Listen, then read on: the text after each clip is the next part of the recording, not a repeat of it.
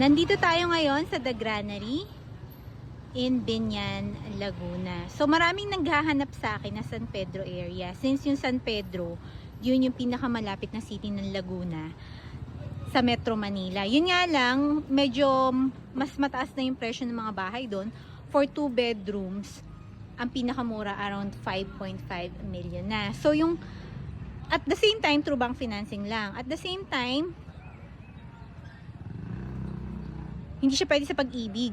So, kapag may naghahanap sa akin ng medyo mas mababa pa yung presyo doon, ito yung sunod na in-offer ko. Kasi ang San Pedro tsaka Biñan, magkatabi lang. Tapos, ano pa siya? Accessible pa siya sa Mamplasan or Carmona exit.